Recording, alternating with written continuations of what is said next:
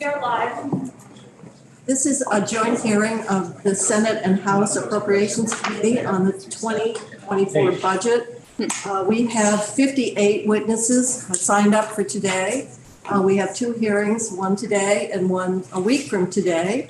And then if anyone is not able to attend, we welcome written submittals. And if you're going to need more than 2 minutes, we're going to hold to the time, but you can always add to your oral testimony as well.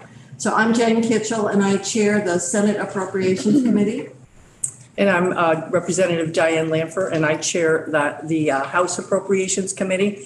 And I just want to add a couple of housekeeping items to the list. We're going to keep to 2 minutes per participant. Participants are on Zoom and in person. If you are on Zoom, I'm sure our committee assistant has worked with you on the transition when you come in and come out. We're going to hold to the 2 minutes with the size. If you're over the 2 minutes on screen, anticipate that we're going to cut you off, or you'll go back to the waiting room at that point. And as the senator has put, that we welcome anything that we don't get to that you wanted to say in writing. We also welcome if you did not participate today or next Tuesday and you're more comfortable with presenting us with something in writing. We welcome that, and we'll put it in our folder, and we do read them. Others might not realize when in a public hearing, we're not here to ask questions or respond. We're here to just listen to what you have to say and your comments on that. So I want to make sure that we honor the time and get started. As the first witness, Senator's going to call the names, and I'll be the timekeeper and cut you off. Thank you. So our first witness is Mark Snelling, and he's present here. How are you, Mark? I'm well, and you? Good seat. Chairs Kitchell and Lanphier and members of the Appropriations Committee, I'm Mark Snelling, volunteer president of the Snelling Center. We're a nonpartisan, nonprofit corporation, 501c3. Today, the Snelling Center is requesting $130,000 to restart our Early Childhood Leadership Institute for fiscal year 2024. Over the past 30 years, we've trained Vermonters to enhance their leadership skills, help them take on our toughest challenges, and find innovative solutions for the hard questions in their communities. In fact, 13 graduates sit in your ranks.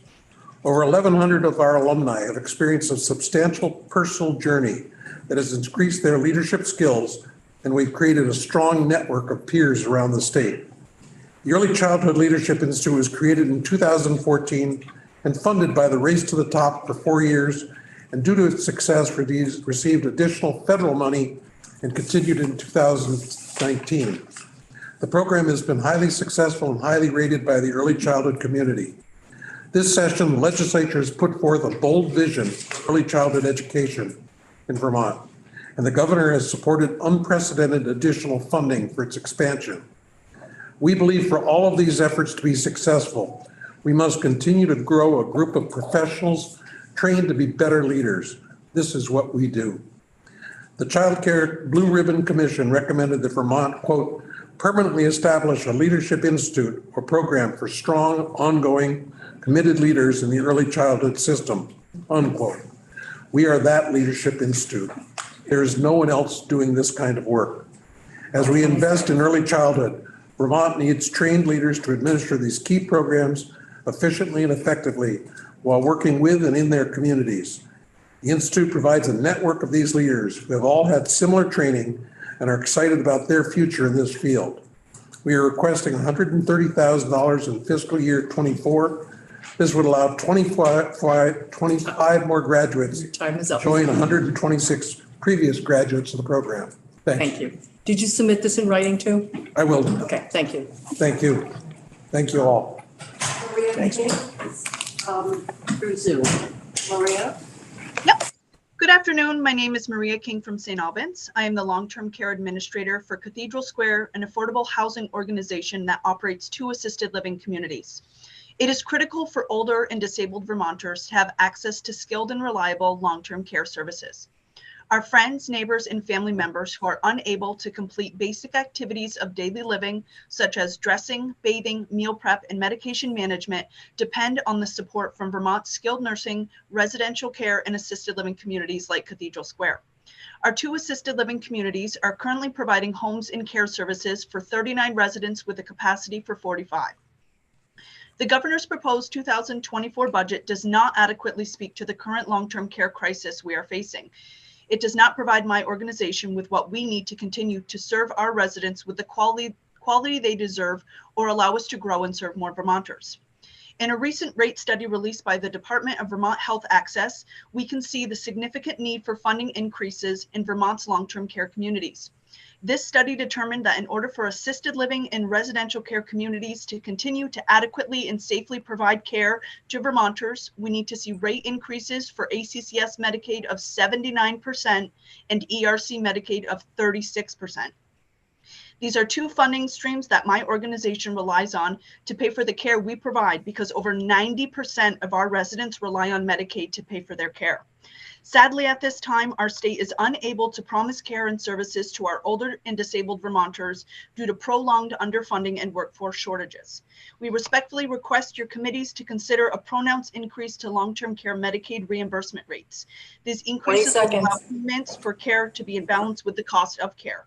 We also ask that you establish an annual Medicaid rate increases, ensuring stability and sustainability. Lastly, please establish an ongoing review of Medicaid rates. Without this, our providers like Cathedral Square will have to continue to reduce capacity at a time when older Vermonters need our housing, care, and services. Thank you. Thank you. Submit the rest of it in writing. Yep. Thank you. Bye-bye. Tina is up next via Zoom. Tina? Is Tina there? For the opportunity to testify. I'm Tina Zook, and I'm the Government Relations Director for the American Heart Association in Vermont, and we'd appreciate your support for 3 priorities. At least the $48 million for the CCFAP expansion in the governor's budget as a good first step towards long-term transformation of Vermont's early child care system. Continued state funding for universal school meals, and lastly, an additional $1.7 million in base funding for Vermont's tobacco control program. Though the legislature allocated an additional $1 million last year, it was one-time and directed to the Department of Substance Use to address youth vaping, which, while positive, doesn't address the epidemic of tobacco use in Vermont and isn't enough to change norms. There is great need, with smoking rates of 43% for those with less than a high school education, 32% for disabled Vermonters, 28% for uninsured, and 25% for low-income Vermonters. And there are resources available that should be directed to address what is still the #1 most preventable cause of death and disease in our state. The majority of Tobacco Masters settlement payments are not going towards tobacco prevention. This past year, Vermont received $26 million, but only $2 million of the funds actually go to the tobacco control program. Meanwhile, the annual cost of treating tobacco-caused diseases in Vermont has risen from $348 million annually to $404 million, including $93 million in Medicaid costs. The tobacco control program is effective since it began in 2001. Adult smoking has dropped from 22 to 16%, and youth has dropped from a whopping 33% to 7%. But the adult smoking rate has now increased 2% in the last year to above the national average, and more than a quarter 20 seconds. of high school students still vape. The additional funding would help VDH target priority populations and change norms. We would appreciate your support with this additional funding. Thank you very much. Thank you. Our next witness is Nate Farnham. Just got to switch.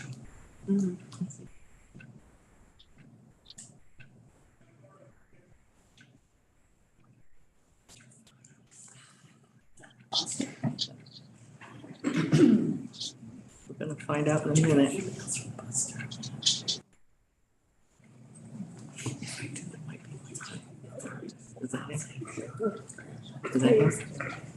Go ahead, sir.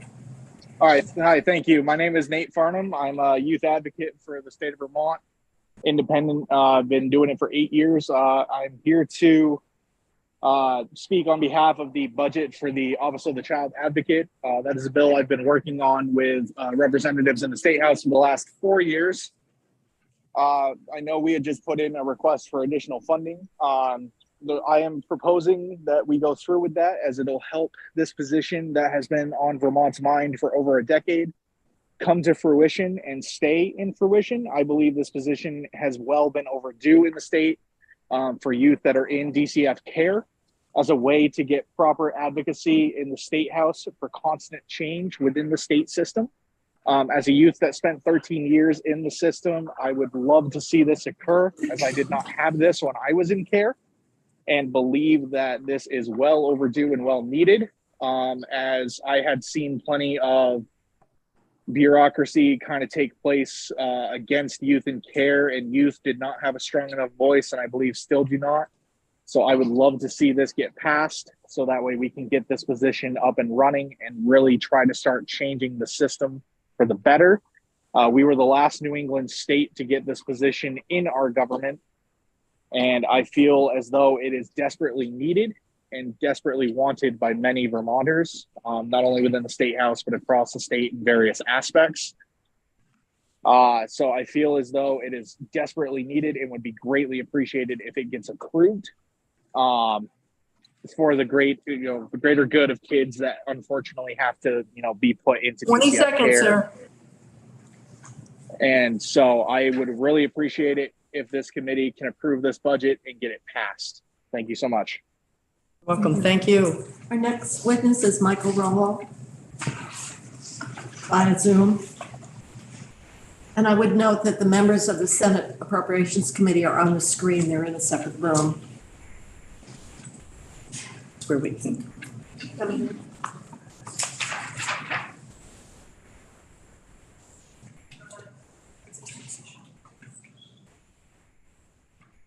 Hello? We can hear you. Oh, I'm sorry. I was stuck on mute. I apologize, Madam Chair. For the record, Madam Chair, my name is Michael Rollo. I'm the Government Relations Director for the American Cancer Society Cancer Action Network. And on behalf of ACS-CAN, I want to thank you for the opportunity to provide testimony in support of increasing the funding for the Department of Health's tobacco control program by $1.7 million annually. If passed, this increase would bring funding levels for VDH's tobacco prevention and treatment program up to 3/4 of the CDC recommended level of $8.4 million for the state. With this funding, VDH could continue and expand their proactive counter-advertising campaigns. As you may recall, during last year's budget deliberations, $1 million in additional one-time funding was appropriated for community-based grants to combat youth e-cigarette use. This funding was allocated not under the Department of Health, but instead was placed under the Division of Substance Use. Although well-intentioned, the demand for this funding outpaced the resource and did nothing to address the deficiencies in underfunding of counter-advertising efforts by the Department of Health and the Tobacco Control Program. And due to the sharp increases in tobacco use in recent years, largely due to the skyrocketing rates of e-cigarette use, the decades of progress that have been made in reducing tobacco use rates in youth is now in jeopardy. And as was mentioned earlier, in Vermont, 28.2% of high school students use tobacco products, with higher rates among dual users. Is there any surprise that youth rates are so high when the tobacco industry spends approximately $15.4 million annually in the state to market their deadly and addictive products? When you consider that staggering amount, 30 seconds. that the industry spends and what the department can spend, it's no doubt that why us advocates are coming before you and asking for more in funding. This year alone in the state, it's estimated that 4,370 Vermonters will be diagnosed with cancer. An estimated 1,000 deaths are caused by smoking each year in the state, and 29% of all cancer deaths in the states are caused by tobacco use. Smoking is estimated to cost the state approximately $404 million. You are now out of time, sir. If you could. I already submitted it, ma'am, and I'm sorry to take up too much of your time, and thank you very much. That's okay. We're sorry we don't have more. That's okay. Thank you. We have next Drake Turner, who's in person. And then the next witness is Francis Churchill, who will be on Zoom. So maybe we can let them in. And on deck. So that we don't have such a delay. Thank you. Good afternoon. Thank you all. My name is Drake Turner, and I'm the Government Relations Director at Let's Grow Kids. Thank you for your attention to childcare issues as your committees consider recommendations for the FY24 budget. The work that the legislature has done over the years to support Vermont's early childhood education system has made childcare more affordable for families, supported early childhood educators to enter and remain in the field, and given childcare programs a critical lifeline to help them keep their doors open during an incredibly stressful and uncertain time. These investments have made a difference, and yet Vermont's childcare system remains in crisis. More work and investment are needed to realize the goals of Act 45 of 2021, an early childhood education system in which all families can access childcare, no family spends more than 10% of their income on that care, and early childhood educators are well compensated and supported to do their critical work. The Senate and House have recently introduced childcare legislation, S56 and H208, and S56 is currently under consideration in the Senate. As committees continue their work on those bills, Let's Grow Kids requests that you support the governor's full proposal for additional investment in the Child Care Financial Assistance Program, including funding to extend eligibility to more Vermont families, equity payments to promote geographic equity in CCFAP, and funding to allow community child care support agencies to support increased family eligibility reviews and referrals. We know as S56 proceeds, more funding will be needed, but the governor's recommended investments are an essential foundation from which to build the childcare system Vermonters need, and we urge you to include them, in the FY24 budget. Thank you again for your time. Have a great day. Thank you. Thank you. Francis Churchill and then Penny Perro, both are on Zoom. Francis Churchill, please Hello. start. Hello, my name is Francis Churchill and I live in Richmond, Vermont. I'm here to ask that you prioritize increased funding for expanding the care and housing options for older Vermonters in the 2024 state budget. My mom is 85 years old and as of last October is living at Cathedral Square's assisted living in Burlington. It took my family 5 years to secure a spot for her there, and as I understand it, we are the lucky ones. When Mom turned 80, she was living in an independent senior apartment in Heinsberg. Between my brothers and our families living in the area, members of her church, the SASH program at her housing facility, and the VNA Adult Day program, she was able to live there independently, but just barely. At that time, Mom's doctor told us that if she had one wrong fall, illness, or cognitive decline, that she would likely end up in a nursing home facility. So we needed to develop a Plan B living arrangement for her. We took that advice and reached out to assisted living facilities in the area and got on waiting lists at only 2 places. Some facilities never returned our calls as their waiting lists were already overwhelmed. We heard from Cathedral Square Assisted Living this past summer about an opening in the fall. We took that opening and were approved with a move-in date in late October. In early October, however, Mom had a medical event and a brief hospitalization and could not return to independent living. She absolutely needed assisted living right then, and somehow that was the first time in 5 years it was available. We were the lucky ones. She has the care she needs now. My mom has lived in Vermont her entire life. She grew up in Bristol, raised her 6 boys. 20 seconds. She worked in the Richmond school cafeteria, drove school buses, worked at the local bank and the community action in Burlington. Please fund more housing and care options like SASH and assisted living so Vermonters have the housing and care they need as they age here. It shouldn't just be for the lucky ones. Thank you. Penny Perro, I see is waiting, and then our next witness is Megan Pollock, who's with Alzheimer's Association. So Penny. Hi. When I was asked if I would be interested in speaking today, I was so excited. First, I love to talk. And second, when the subject is something about something I'm so passionate about, as living at Cathedral Square Senior Living Apartments, it's definitely one. My name is Penny Perro, and I'm 71 years old. 10 years ago, I became ill and could no longer work or live alone in my home in North Hero. Doctors suggested I live closer to the hospital. But where?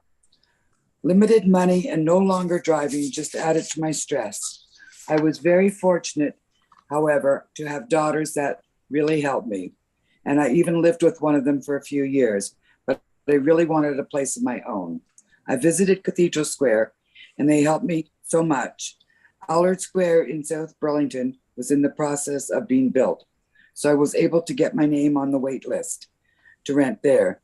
Many people wait years before an apartment is available, Right now, there are more than 1,300 people on the wait list with Cathedral Square. I'll never forget the phone call when I was told I had an apartment at Allard Square. I now have a new life, new friends, and lots of activities available through SASH, Support Services at Home. I feel like I live in a village. My neighbors are my friends, and we watch out for each other. We gather together for social time too. I hope the future generation can be as fortunate as me and have a place like this to call home. This is why I believe additional funds, full funding for Vermont Housing Conservation Board is so important. There will 15 always seconds. there will always be a need for a home. Thank you for your time and service to our state. Thank you, Peggy. Megan, are you? And then Angelique Crontis is here. If you want to come up, we'll start with Megan. Hi, my name is Meg Polite, and I'm the Policy Director of the Vermont chapter of the Alzheimer's Association. I'm here on behalf of 13,000 Vermonters over the age of 65 living with Alzheimer's and more than 26,000 unpaid dementia family caregivers to request that you include a state dementia coordinator position in the FY24 budget. Vermont is the third oldest state by median age, and as Vermonters grow older, the number facing dementia is projected to grow by more than 30%.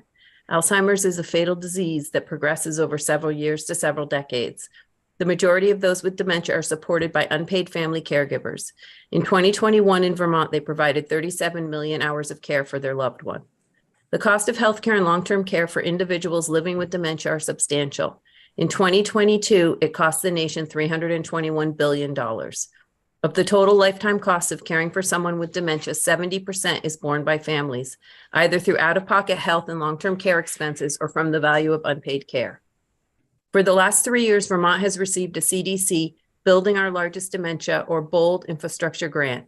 With this grant and under the leadership of both the Department of Health and the Department of Disabilities, Aging and Independent Living, representatives of more than 25 agencies, organizations, nonprofits, and provider groups created the first state plan on Alzheimer's and healthy aging since 2008. We have a lot of work to do to create a comprehensive system for dementia care, one that supports physicians in making a diagnosis, collaborates with home and community-based service providers in meeting the needs of those aging in place, identifies effective ways to address the severe workforce shortage, and supports unpaid family caregivers as they navigate the lengthy dementia experience. I've attached to my written testimony additional information on what we've achieved with our current BOLD grant and how a state dementia coordinator will support us in meeting the needs of Vermonters with all types of dementia. I ask you to allocate $150,000 for a dementia coordinator in the fiscal year 24 budget. Thank you very much. Welcome. So Angelique is next, and then Claire Kendall, if you want to bring her up, would be next on Zoom.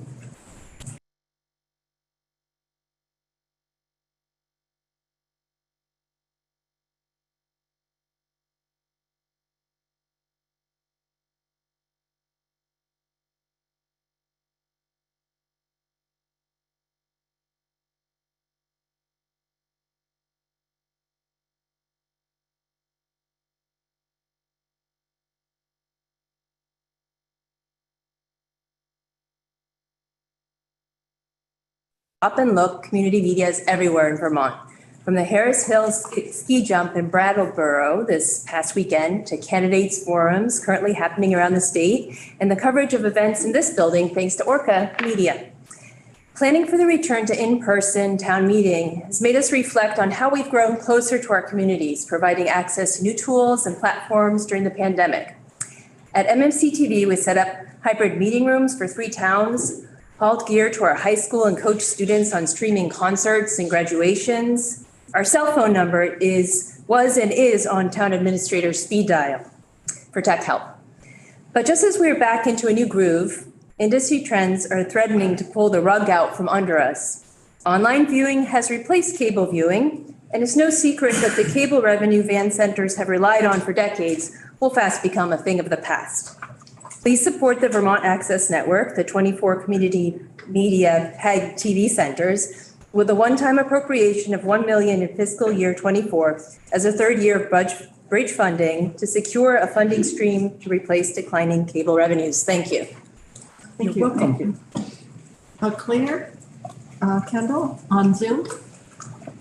She there, followed by Lisa Beyer will be Zoom as well.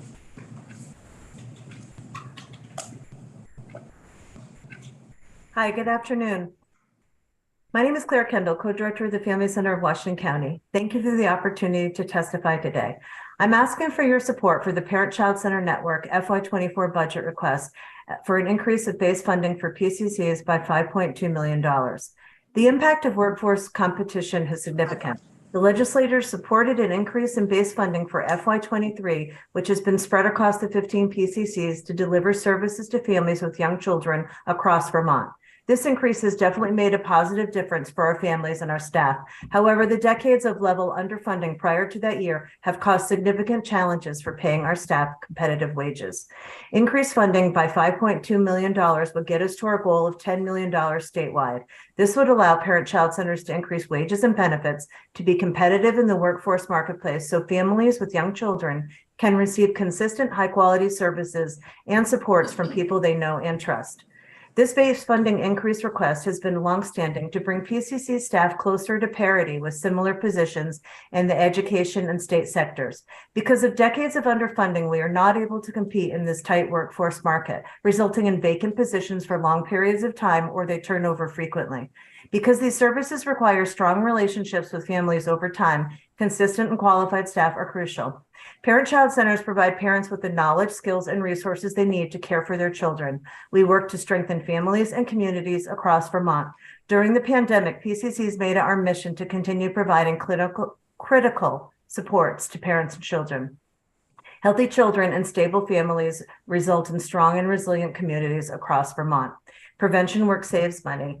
20 seconds. Time and attention today. Thank you very much, Claire. Next, we have Lisa Beyer and followed by Pamela Smith, both through Zoom. So Lisa,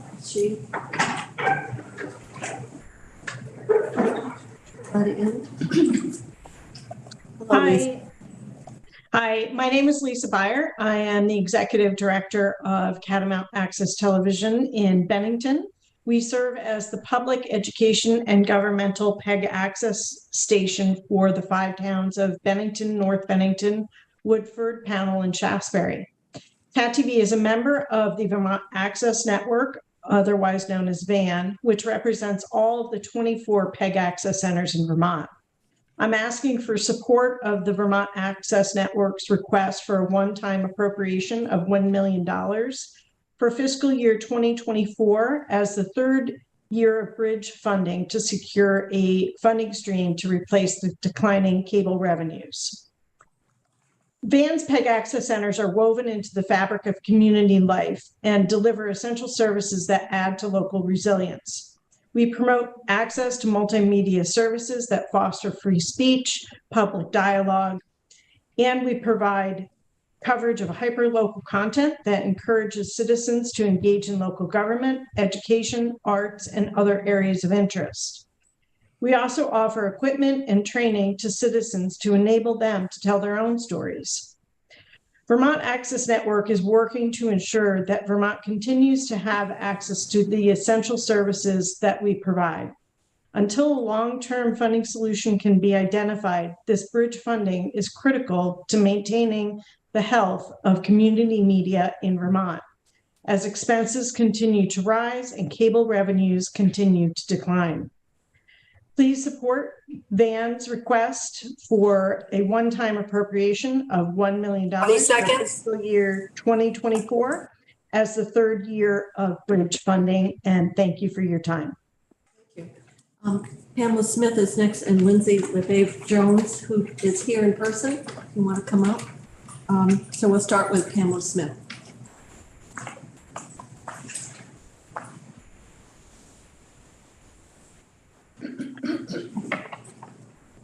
Hi, my name is Pamela Smith and I live in East Middlebury. I was diagnosed with younger onset Alzheimer's at the age of 53.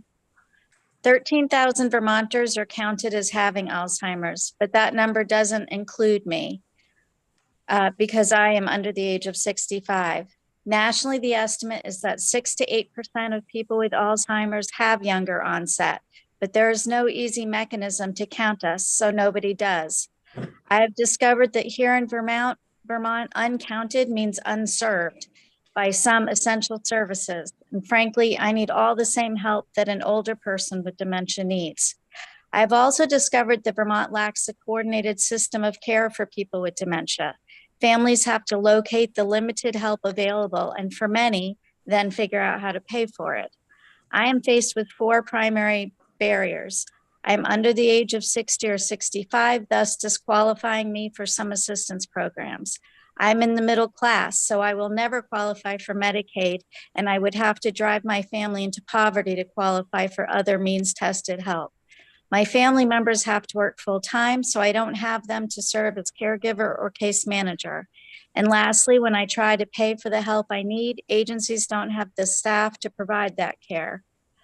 I'm doing all that I can to help by sharing my professional experience as a social worker in the before times and my lived experience with Alzheimer's. I'm an advocate for the Alzheimer's Association. I've joined the Governor's Commission on Aging, the Older Vermonters Caucus, and the Home and Community-Based Services Work Group. This work can 20 seconds. Can possibly impact those of us with Alzheimer's if there is an effective coordination of dementia support system.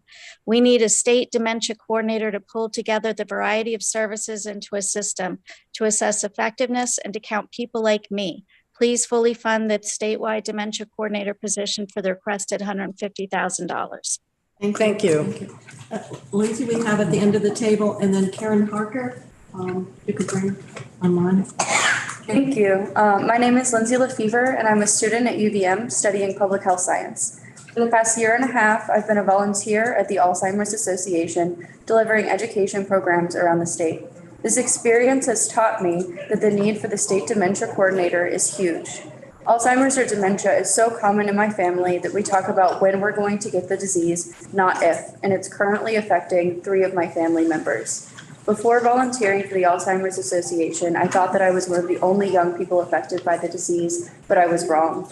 I was leading an education program at Castleton University for about 100 students, and I asked them to raise their hand if they had a connection to the disease, and about half of the room raised their hand. This is a huge issue, and it's just getting larger. As of 2020, there were 13,000 Vermonters with Alzheimer's, and this number is expected to grow to 17,000 by 2025. This is a 30.8% increase, and as Pamela just discussed, does not include her. This disease affects so many people, and there's nowhere near enough support for families.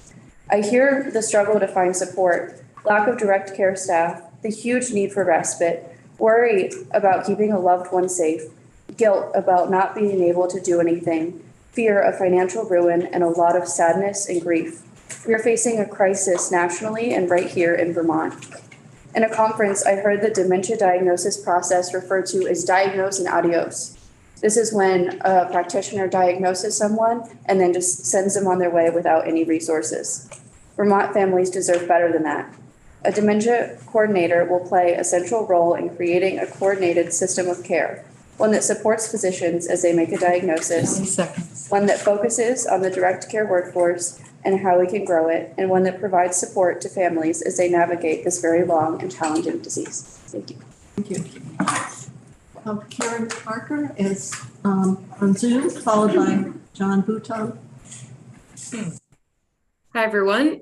My name is Karen Harker, and I'm the Regional Director of Vermont Adult Learning in Windsor County. I'm here on behalf of the upwards of 40,000 Vermonters without a high school education and the thousands more that access adult basic education centers such as Vermont Adult Learning for workforce readiness and development. I come to the Appropriation Committee with a request today to increase base funding for adult education and literacy service providers by $1.5 million. Adult education and literacy providers offer a broad range of services that are targeted and tailored and relevant to each student's goals and needs. We know that increasing literacy in reading, writing, and/or math will open up opportunities for students, including better jobs, furthering their education or developing new job skills, having a better family life, and being able to do basic tasks for themselves. But the funding that we have to provide these services is not enough. In particular, the increased impact of the COVID-19 pandemic on public schools means that more and more 16 to 20-year-old students without high school diplomas are coming to our centers seeking high school diplomas and GEDs. And yet, with our current funding levels, we barely have enough resources to help these students. These students come to us with acute needs related to mental health, housing, transportation, and childcare. And in addition to receiving adult basic education, they are also connected with vital community resources through our centers. With this in consideration, we ask that you please support the AELN's request to increase base funding for AEL service providers by $1.5 million. Thank you. Thank you, Karen. John, also in Zoom, and then Barbara Edelman through Zoom. Okay, thank you. My name is John Boughton. I live in Hartford with my wife, Judy Simon Boughton, who has Alzheimer's. I'm here to share the need for a state dementia coordinator. We're both 72.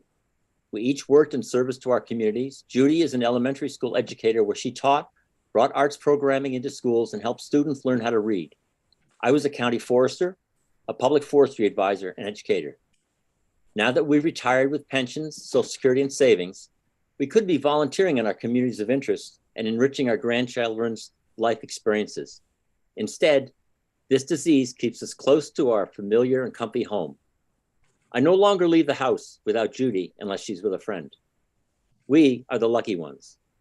Our health insurance pays for annual checkups, which led to a referral to the neurology department at Dartmouth-Hitchcock Medical Center, just a 20-minute drive from home, which led to a diagnosis of early onset Alzheimer's, dementia, probably Alzheimer's. The Dartmouth Aging Resource Center has a no-cost dementia support program that is a big help to me as a caregiver and to Judy, who more and more needs me to look after her. Dementia is awful. I don't think we would have survived this past year without the resources we have found and the knowledge that there are wonderful people available to listen and offer more help as we need it. I know I'm not alone in facing these challenges. There are more than 26,000 unpaid dementia family caregivers in Vermont. I'm sure that many are far worse off than we are. I worry that folks who live further from medical facilities and family support have a much more difficult time navigating their present and future lives. I also suspect that a good statewide coordinator of dementia treatment and family support could really make a difference in making excellent services available throughout the state for those families living with Alzheimer's and other forms of dementia. 10 seconds. Please make the needed investment in state dementia coordinator so Vermont can build an equitable, efficient, and sustainable system of care. Thank you. Thank you. Barbara Edelman, followed by Jonathan Cooper, who is also on Zoom. Hello. Hello. Thanks for this opportunity to advocate for a state dementia coordinator. My name's Barb Edelman. I live in St. Johnsbury with my partner, Daryl Rudy, who has Alzheimer's. Daryl still is in the early stage of the disease, so the demands on me currently are relatively light, but it will gradually get much more difficult. I attend 2 caregiver support groups now to help me prepare for what's inevitably down the road. One of the challenging parts of this disease is that no one can tell me how long that road is or exactly what it will look like. This disease manifests in many different ways over varying lengths of time. All I know for sure is that at some point, the road will get very rough and stay rough for the rest of the journey, which could last many years. This makes it hard to plan for our future, financially and emotionally. In order to care for Daryl and keep myself safe and healthy, I will need some help. This might mean respite care to fill in for me, or a safe place for Daryl to spend the day engaged in healthy socialization. It might mean I need some home nursing support, and eventually we will need hospice support. I'm not sure how I will coordinate and pay for all of this while also caregiving. Alzheimer's is a tough disease, and the wide variance in how it manifests makes creating a system of care challenging. And it is why we need a person who is focused on the latest 20 training, seconds. treatments, research, state and federal program requirements, and funding opportunities to help us close gaps in all sectors. This is particularly critical in Vermont, where currently we have the third highest median age of any state in the nation. Thank you for your support of a state dementia coordinator. Thank you. Jonathan Cooper, followed by Christopher Rickstrom, who's here in person. Good afternoon, everybody. Thank you for your time. My name is Jonathan Cooper. I am a resident of Pownell. I am the board chair of the Sunrise Family Resource Center of the Parent Child Center Network. I am delighted to be with you today to support the request for an increase in base funding for the PCC integrated grant of $5.2 million for a total of $10 million for the integrated grant. As I'm sure you've heard today, and as you know from your work in the legislature, parent-child centers are the answer to so many questions and so many problems. One area I'd like to discuss today is about continuing to make progress on family safety and stability through an innovative program that Sunrise implemented called Families on the Move. Families on the Move utilized grant funding and fundraising undertaken by Sunrise staff themselves to procure vehicles, to transfer an ownership to some of the consumers of Sunrise's wraparound care services. In my day job, I am the Community and Economic Development Program Manager of the Bennington County Regional Commission. And at the BCRC, we're focused on removing barriers for meaningful participation in our region's economy. Families on the Move provided at-risk families with game-changing wins in the context of those wraparound support services. 3 wins.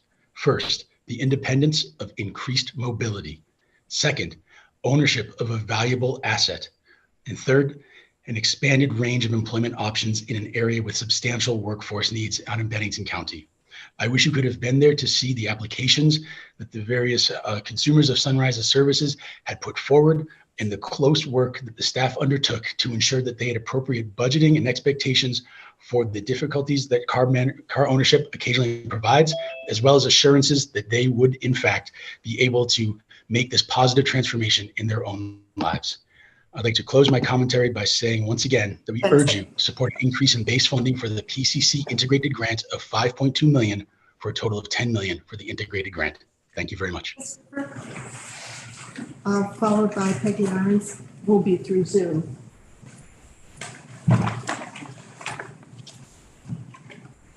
Hi. My name is Christopher Wiersma. I'm a co-director at Orca Media here in Montpelier, the Community Media Center and PEG TV organization. I'm also a current board member of the Vermont Access Network, the organization that represents the 24 community media centers and PEG TV organizations throughout Vermont. I'm here to ask that you please support the Vermont Access Network and our state's 24 community media centers with a one-time appropriation of $1 million in fiscal year 2024. This will be a third year of bridge funding to help replace declining cable revenues.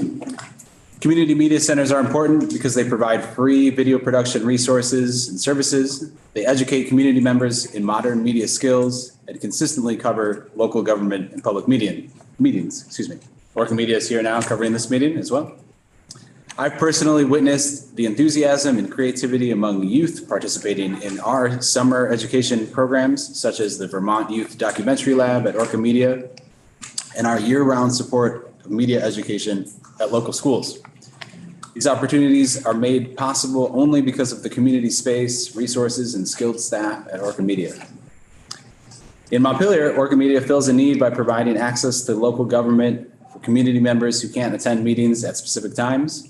We make these meetings available online and on local television so people can follow the issues they care about on their own time. The Vermont Access Network helps Vermonters tell stories, urge action, and connect with their communities.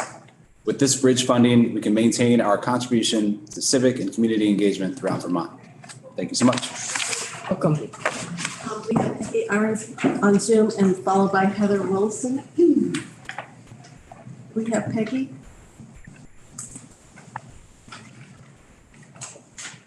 I'm here.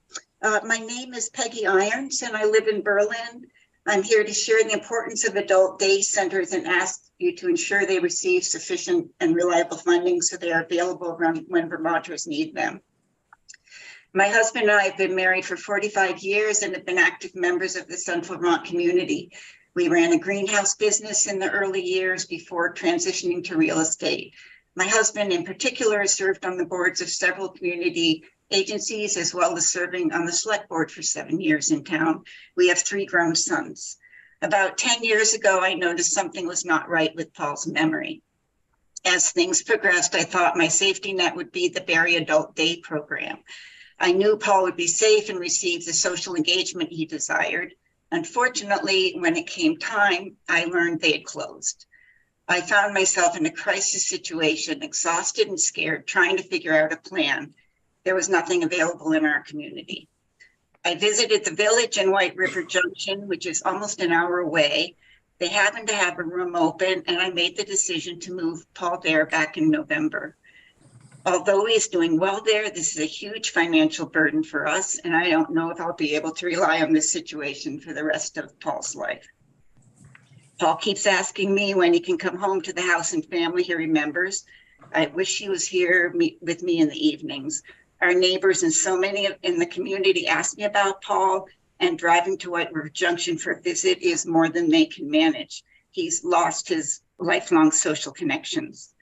There are over 26,000 unpaid dementia family caregivers in Vermont. I know firsthand the unbelievable stress they're under. Adult day centers are a critical part of the healthcare infrastructure needed for older people with dementia and complex health needs, as well as their caregivers. Please support the request of the Vermont Association of Adult Day Services. Thank you. Thank you, Peggy. Heather is next, followed by Betsy Rosenbluth, who's here. Yes. Good evening. My name is Heather Wilson. I live and work in St. Albans, and I'm here to speak on behalf of the Parent-Child Center Network, which I've worked for since 2008. Our network is seeking an increase to the Parent-Child Center integrated grant of $5.2 million for a total of $10 million.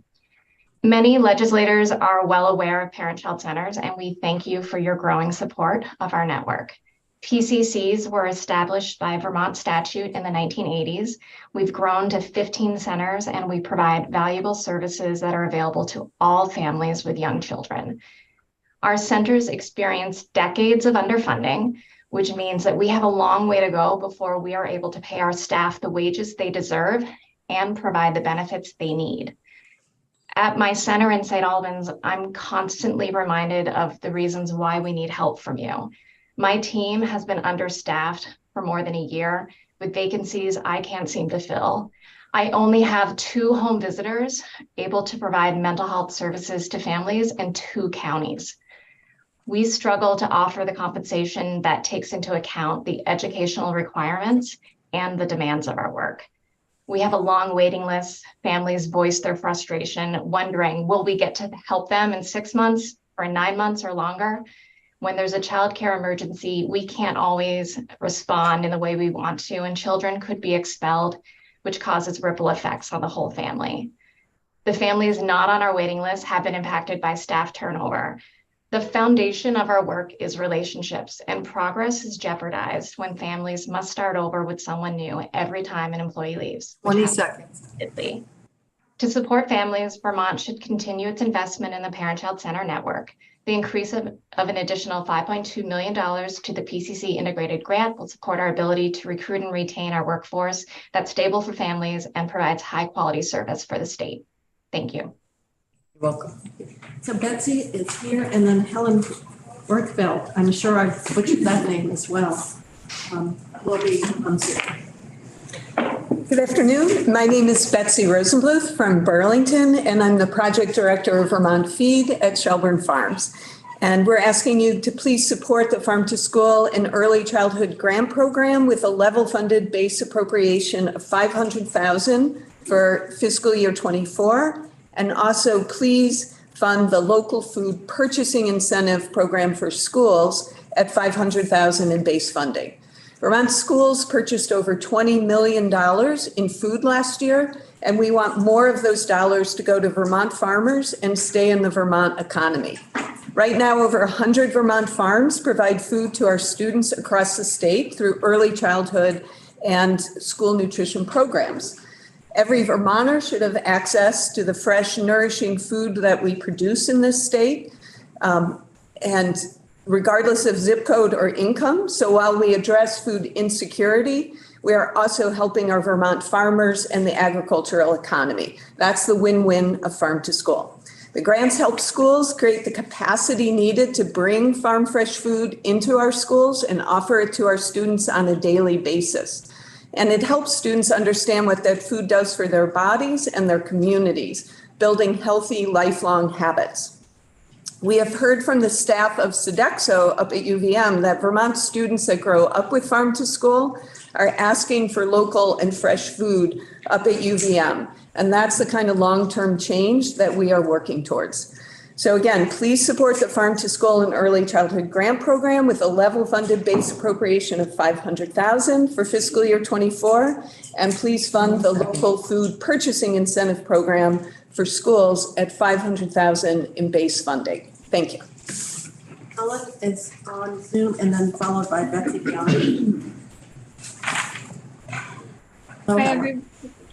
Hi there. Thanks for having me. My name is Helen Rortvedt, and I live in Burlington, Vermont. I am the Farm to School and Food Access Programs Director at NOFA Vermont, and I co-lead the Vermont Feed Project. Please support the Farm to School and Early Childhood Grant Program with a level funded base appropriation of $500,000 for fiscal year 2024. Also, please fund the local food purchasing incentive program for schools at $500,000 in base funding. Act 67, which established the local foods incentive grant program, states that it is the goal of the state that at least 20% of the foods schools purchase will be locally produced. And while we're not there quite yet, we've made significant strides forward in relatively short order. Already in the second year of the program, 31 of Vermont's 51 school food authorities have participated in at least the baseline year program. School nutrition professionals have been telling us for years that they want to buy more local foods, but with little more than $1 to spend from their USDA reimbursements, they lack sufficient funds to do so on a meaningful scale. The local foods incentive provides school nutrition programs with much needed financial resources and encourages them to put Vermont farmers first when making food purchasing decisions. The local foods incentive clearly illustrates the power of a state incentive to catalyze a shift in institutional purchasing practices. The Farm to School and Early Childhood Grant Program is a critical connector, bringing farmers and educators together so that children and youth can experience local food, have nutritious meals, and learn about where their food comes from. It helps schools succeed in accessing the local foods purchasing incentive. And as schools continue to increase their local food purchasing, we will see the further strengthening of our local food supply chain, which will facilitate greater market opportunities for our farmers and producers. So again, please support the Farm to School and Early Childhood Grant Program with a level funded base appropriation of $500,000 for fiscal year 2024. And also please fund the local food purchasing incentive program for schools at $500,000 in base funding. Thank you. Thank you. Betsy is now online and then followed by Dean Leary. Please proceed, Betsy. Go ahead. She's frozen. She's frozen. Oh, no. I'm working on getting her back. Okay. Dean Leary, we could switch around, maybe.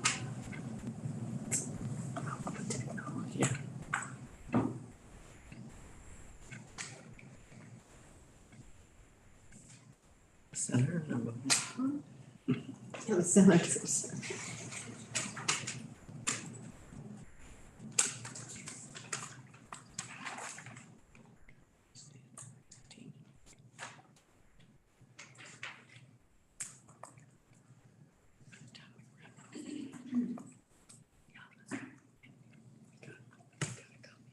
Move to Dean Leary. There we go. Well, we have Dean Leary, so why don't we hear from Dean and then maybe we can come back. So Dean, if you want to start with your testimony, 2 minutes, please. Dean Mary Shalott, Vermont. Thank you for the opportunity to offer some thoughts on the recommended appropriation for the Vermont Food Bank. Originally, I thought I should tell you how efficiently and effectively the Vermont Food Bank pulls together the best Vermont has to offer in its food, products, and community spirit to help address the needs of many families across the state, all the while helping Vermont farms and food processors. How Vermont would get a big bang for its buck when it invests in the many operations of the Vermont Food Bank. But maybe I really need to share with you what I see as a volunteer at Food Bank Veggie Vango direct food distribution sites. Maybe I need to tell you about the time I set a bag of Champlain Orchards apples down next to a little girl in her car seat and how she was bouncing up and down, cheering, "Mommy, Mommy, we got apples." For many Vermont families, a simple bag of apples is probably taken for granted. For some, it is apparently a rare treat inducing joy. Maybe I should tell you about the two retired veterans who regularly come together to one food bank site and how one of them was in tears when the rumor mill falsely told them the site was closing down and they did not know how they and their comrades would manage without the program. Maybe I should tell you about the many unofficial volunteers who take time out of their day not to pick up food for themselves, but to get it to their neighbors who are trying to hold down a job or are facing other challenges getting to our sites. Maybe I should tell you about the line of cars, each on average representing 3 or more families stretching around the huge mall parking lot and down the entrance road to Route 7, screaming soul-crushing evidence of an immense amount of fear and want in our little state that has been so lauded for its quality of life. We all thought the Veggie Vango sites would be a temporary stopgap during the pandemic, but instead, nearly 3 years on, we have had to expand the operation to meet increased needs. We are willing to keep at this. We just need your help with some funding. The Vermont Food Bank model demonstrates that in Vermont, we all step up and do our part to make this a better state. Please do your part by helping fund the many food bank operations with a base appropriation of $3 million in the fiscal year 24 state budget for the Vermont Food Bank. Thank you. Thank you. Now we have Betsy back. If you want to proceed with your testimony, and after Betsy, Amanda Hertzberger. Can you hear me all right now? Yes. Okay. Good afternoon. My name is Betsy Bianchi and I live in Killington. Many thanks for the opportunity today to advocate for a state dementia coordinator to be added to the fiscal year 2024 budget. My mom was diagnosed with Alzheimer's 8 years ago and has been living in Rutland in an independent living facility for the past 6 years. During her first 4 years in Rutland, she thrived, but as the diagnosed disease has progressed, she's needed more and more assistance. Since she's still really social, none of the memory care facilities within an hour and a half from my home are appropriate at this stage in her disease because very few, if any, of their current residents are verbal anymore. Unfortunately, none of the local assisted living facilities will take her either because I'm unable to guarantee that she would remember to push her call button. Therefore, to meet her needs, she now either has a dedicated one-on-one caregiver from at-home senior care or myself with her whenever she is awake, and caregivers periodically checking in all night long. Because of the shortage of caregivers, I was forced to give up my engineering career much sooner than planned, so I'm able to cover as an unpaid caregiver the many open shifts that arise each week. Although there are some excellent resources available in Vermont, finding them is extremely challenging. Both unpaid caregiving and searching for resources is exhausting, overwhelming, debilitating, and robs our family of the precious time to just be with my mom as a family while she still knows who we are. A state dementia coordinator could serve as a point person to help create clear systems for physicians in their diagnosis and care and for families as they navigate the changing requirements of the disease. Funding a state dementia coordinator not only will help Vermonters better utilize our current resources, but is a beautiful way to unite our state behind addressing a devastating disease that impacts every sector of our state. Thank you. Thank you. Amanda is online and then followed by Rob Holden, who also remote. You want to proceed, Amanda? Yep. Good afternoon. I'm Amanda Herzberger, a volunteer leader with the Junior League of Champlain Valley Diaper Bank. We are a women's volunteer organization that distributes diapers to community service agencies statewide. I am here to ask for $380,000 in base funding for a staffed, state-sponsored diaper bank to make permanent the efforts of a 100% volunteer organization. Diaper need impacts 1 in 3 families in the United States and is the lack of a sufficient supply of diapers to keep an infant or child clean, dry, and healthy. In Vermont, this amounts to approximately 23% of Vermonters in need of assistance. Our diaper bank began in 2018 to respond to a longstanding need in our community with the goal of distributing 100,000 diapers a year to 5 partners in Chittenden and Franklin counties. With the onset of the pandemic, demand for diapers increased by 779%. And in 2022, we distributed a total of over 879,000 diapers throughout Vermont to 1,900 families per month through 57 community partners. Since our founding, we've distributed over 2.5 million diapers. After 5 years, the diaper bank has grown beyond the league's capacity to manage it. Last legislative session, the Senate Health and Welfare Committee tasked us and other stakeholders to convene a working group to study diaper need in Vermont and identify a sustainable solution. The process concluded with a final report recommending state funding for a diaper bank as the most feasible and cost-effective way to address diaper need for Vermonters. The Vermont Parent-Child Center Network is willing to sponsor this project, allowing a state-sponsored diaper bank to operate more or less as it is operating now, but with the needed professional staff. This would give continuity to the agencies that have been providing such an important service for their families. It is our privilege to leverage our 100% volunteer organization to provide diapers to those in need, but this model is not sustainable. Unless action is taken, the statewide program will end this summer. We hope that you will include a base fund appropriation in the FY24 budget to continue this critical resource that addresses a longstanding need for many Vermont families. Thank you. Welcome. So we have Rob Holden is next, and he's remote, and followed by Andrew Shapiro, who is here. So you want to start, Rob? Hello, citizens and committee members. I am Rob Holden, AEMT and Chief of Cambridge Rescue Squad. I have been in EMS for over 40 years, and yes, EMS is an essential service. Nobody calls us when they are having a great day. It's usually, oh my God, call 911. The citizens in crisis wants the world to come to their aid. Fast, with the best talent, state-of-the-art equipment with compassion, and assess their condition, provide treatment, transport, and delivery to a higher level care facility quickly and safely. Sometimes an elderly citizen falls and just needs help back to bed. And there are also patients who refuse treatment or transport. We can't make the patient go. We don't get paid unless we transport to a hospital. Regarding reimbursing for no transports, are you going to charge a tax to raise those funds? Over a third of our calls are Medicaid patients. When we transport a Medicaid patient, the rates are fixed, and we have to sign an agreement with the state to take whatever Medicaid pays. A 60% deduction from private insurance. We can't ask the patient for more money. We sign that right away.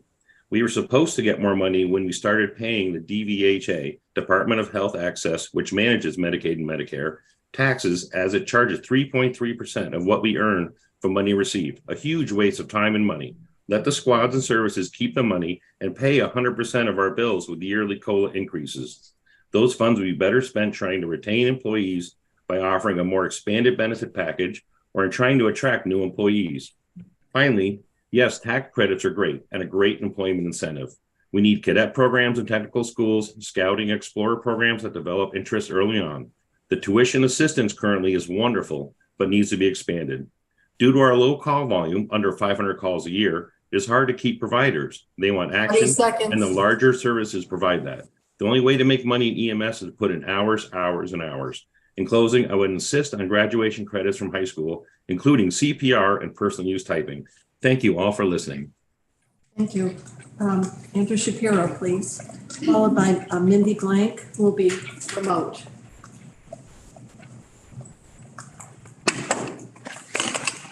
Hi, thank you. I'm Andrew Shapiro. I work with the Vermont Energy Education Program. We've been delivering energy and climate education in Vermont and K through 12 for over 30 years now.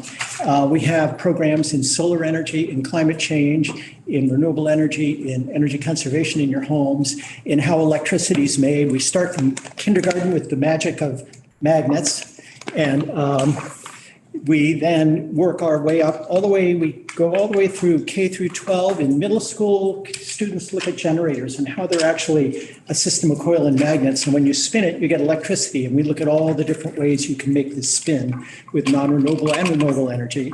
And of course, we look at the one source of electricity we have that has no moving parts.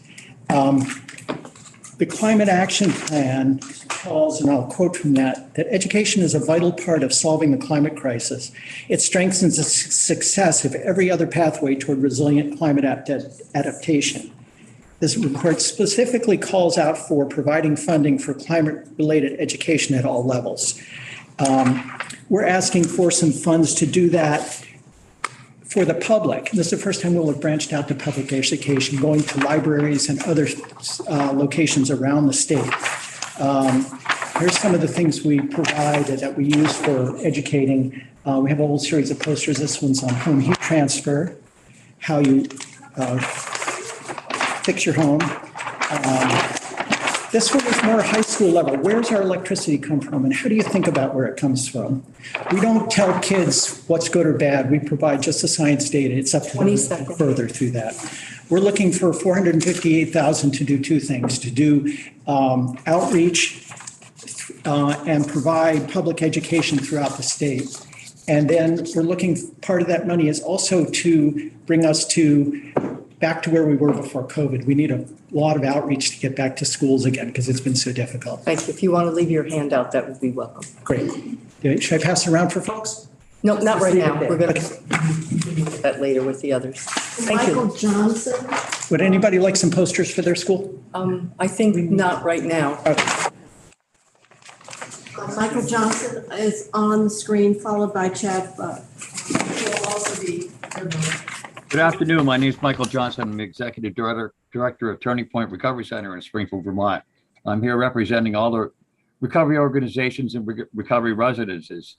We'd like to ask $1.85 million in increased base funding for the recovery organizations and $1 million base funding for the recovery residents. We're the frontline service providers in the state where people are striving to get into recovery and from alcohol and other substance use. We've come into a safe, so they can come to a safe and supportive and rich environment with the treatment sessions and when residential treatment is over, it's our peer recovery centers and organizations that continue to support those people on the long road to recovery. We meet people where they are on their unique path to recovery.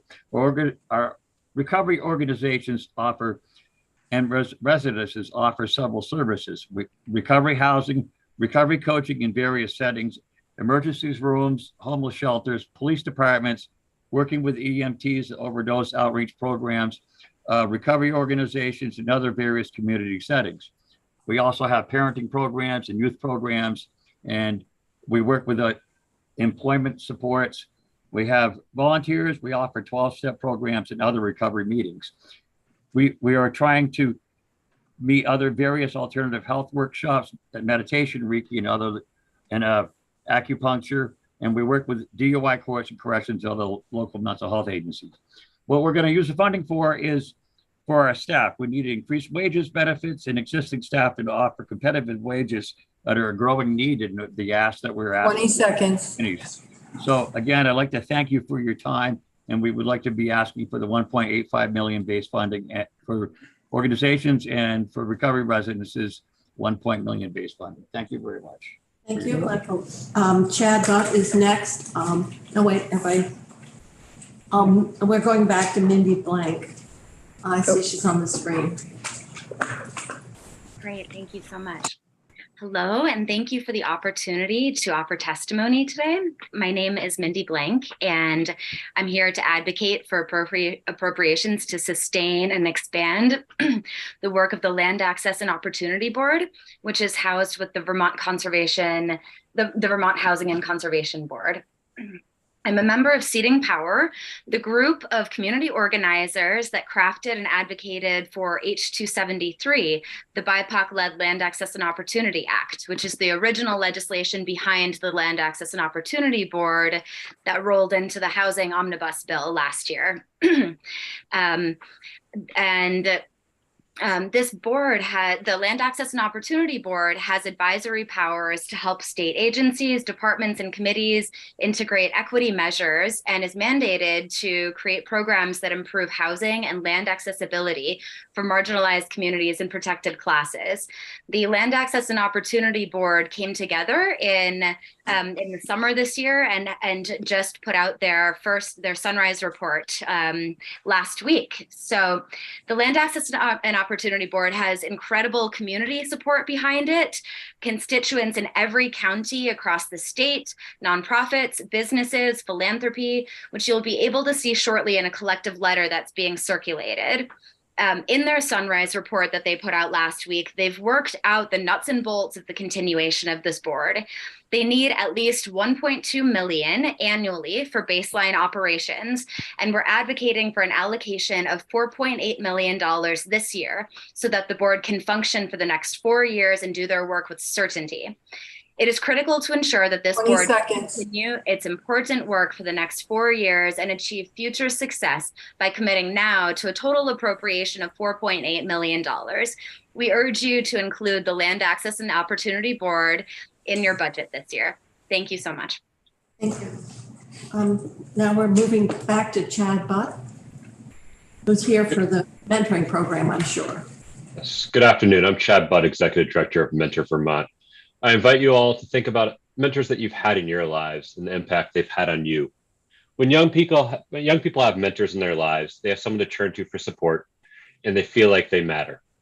Supportive mentoring relationships are imperative to healthy youth development, and we must ensure that every child growing up in Vermont has access to the supportive mentoring relationships they need to thrive.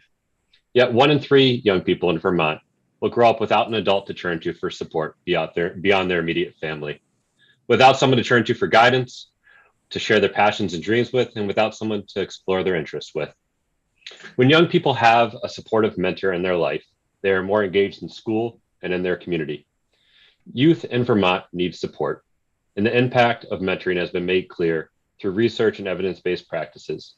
Yet the funding from the state has not increased over the last 16 years, and actually was reduced in 2011 to $170,000 where it sits today. We are requesting the state of Vermont increases its investment in youth mentoring in FY24 to $650,000 to help ensure that more young people in Vermont have access to caring, consistent mentors and have the supportive mentoring relationships they need to thrive. Funding at this level will enable Mentor Vermont to provide mentoring agencies across the state with much needed funding to increase staff time, to better meet the needs of their communities, and for the Mentor Vermont to support the establishment of mentoring programs in underserved areas of the state. Mentoring is a cost-effective prevention tool that has lasting impacts on the youth, adult mentors, and the greater community. An increased yearly investment from the state is greatly needed to ensure that young people are growing up in Vermont with the supportive mentoring relationships they need. Thank you. Thank you. Rachel Seelig, Vermont Legal Aid. I'm skipping over one witness, maybe come back for Rachel. Good afternoon. Thank you for having me this afternoon. My name is Rachel Seelig. I am here on behalf of Vermont Legal Aid. We are a statewide nonprofit legal services provider. With our sister organization, Legal Services Vermont, we respond to over 26,000 requests for legal assistance each year, helping Vermonters with legal issues involving benefits, housing, education, employment, civil and individual rights, health, and assistance to crime victims. We're asking for an increase in our base appropriation from the governor's recommendation of level funding of $1.31 million. Over the past 4 years, our poverty, elder, and disability law projects have seen almost a 30% reduction in staff, which translates to around 16,000 fewer hours to serve clients. At the same time, the number of Vermonters seeking our help has more than doubled. Prior to the pandemic, our intake line fielded around 13,000 calls per year. That has more than doubled. We're now over 26,000 calls. This impacts service delivery. Except for emergencies like an illegal lockout, it now takes us 7 to 10 days to call clients back. This is too long, and we need your help to address this volume. With $360,000 to add 3 staff to our team in order to address the intake backlog. Second, our costs have increased significantly over the past year, more than we received and an increase last year. Increased healthcare costs, staff salary and COLA, and which was less than the actual increased cost of living and other expenses, are a reason that we are asking for an extra $500,000 in our base appropriation. And finally, strong headwinds indicate that the need for our services is about to increase even further with pandemic programs ending and consumer debt rising. We anticipate an even greater demand for legal services to fight the injustice of poverty. 10 seconds. For this, we are looking for another $450,000. In sum, this is $1.31 million, a sound investment, given that our study found an $11 return for every dollar. Thank you.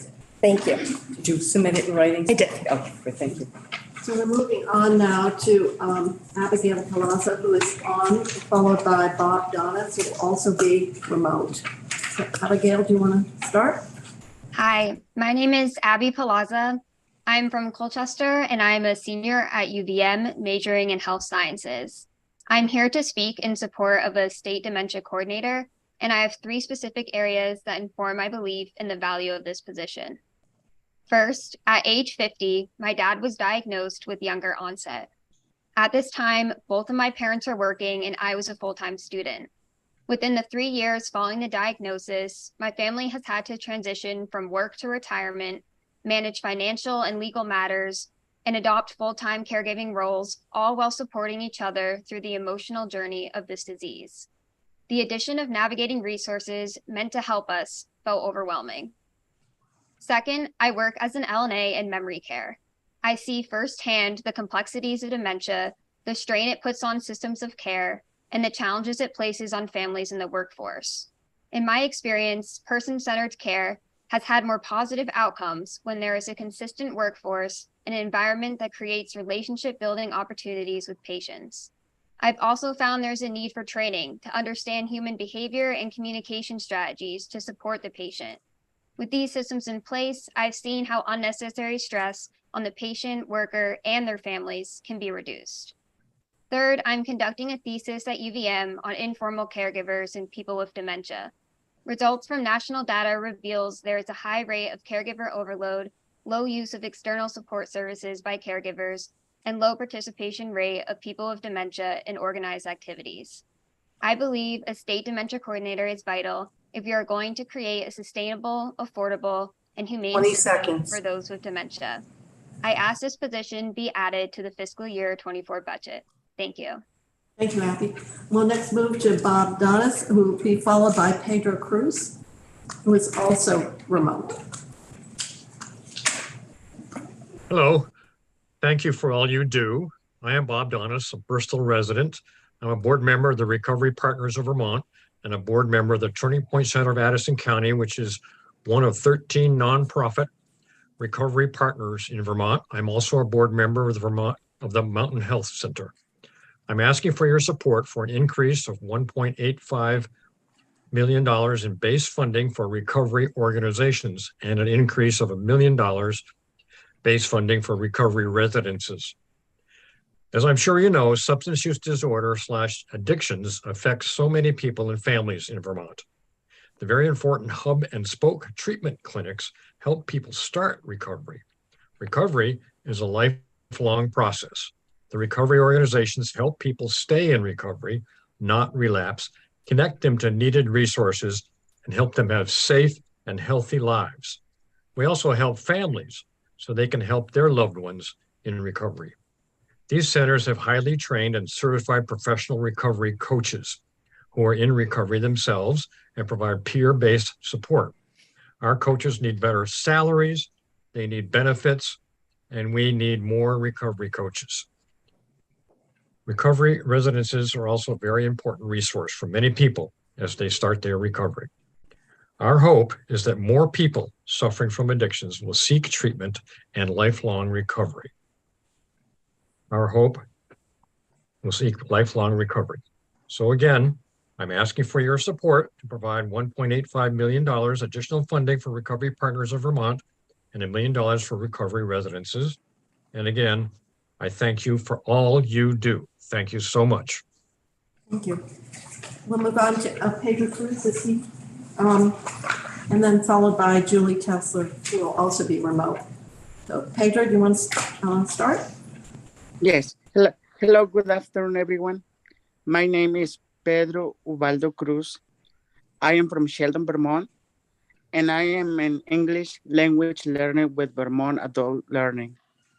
I am here today to ask you to please increase base funding for AEL service providers by $1.5 million.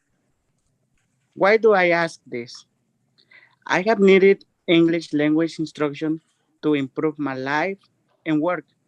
Without instruction, I couldn't do so much here in Vermont or help keep the dairy industry going strong as I try to do. Because I know more English, I'm able to help new workers communicate better with my bosses, continue my education, and contribute to my community.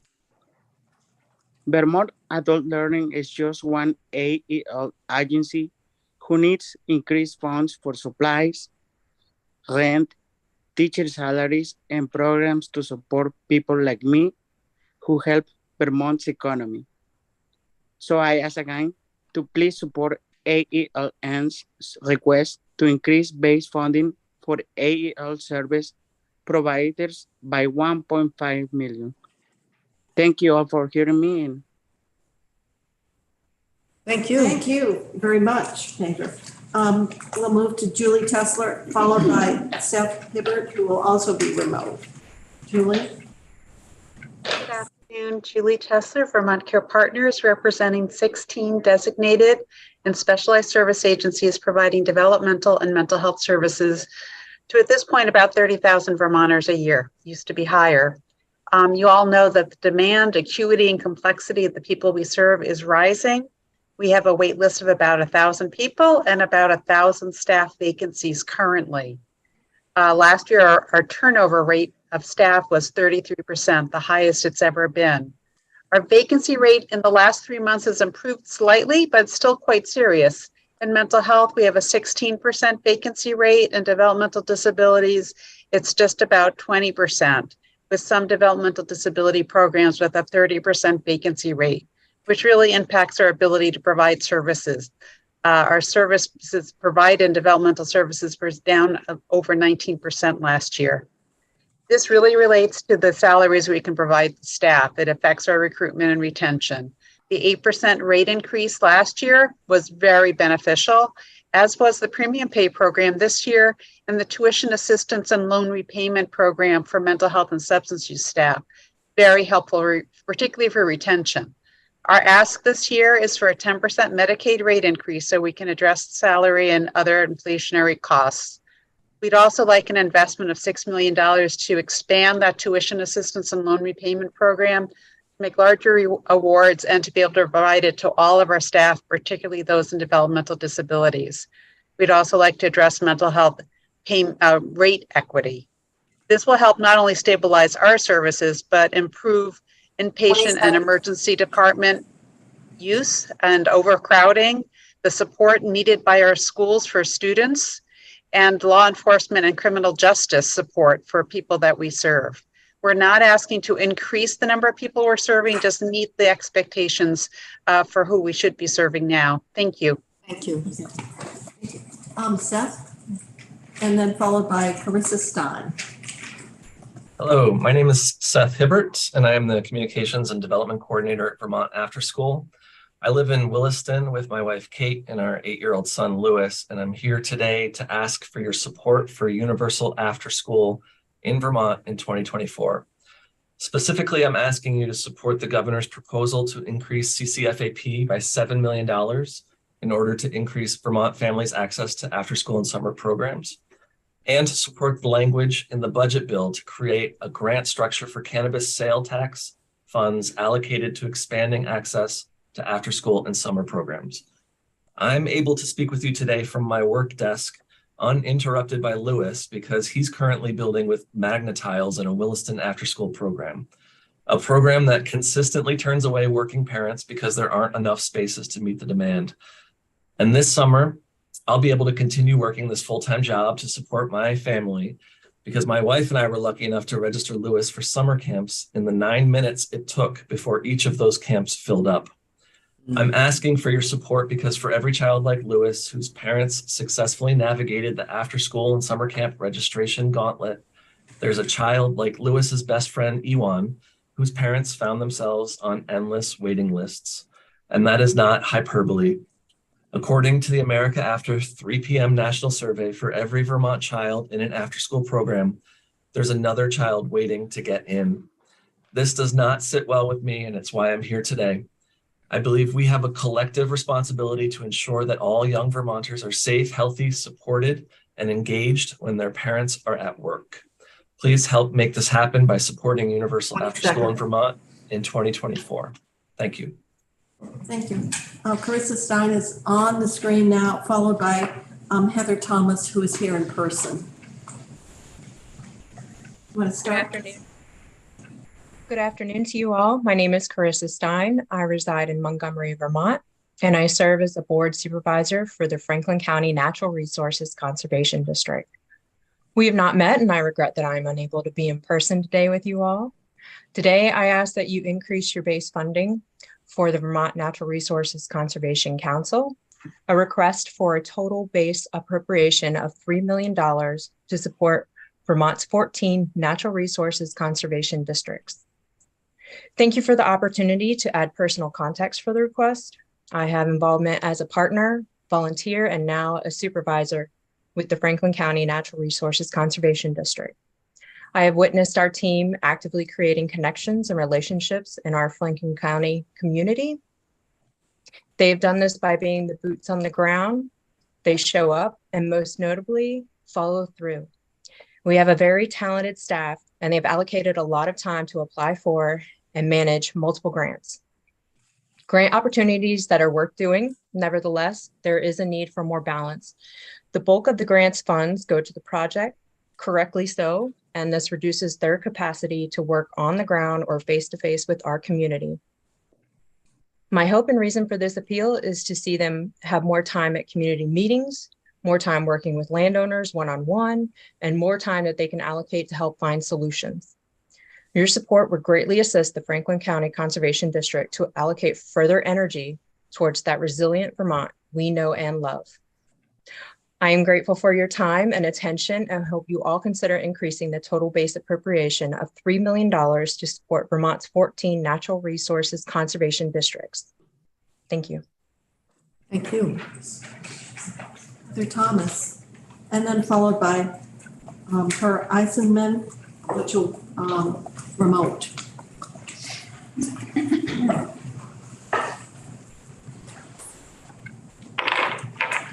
Good afternoon.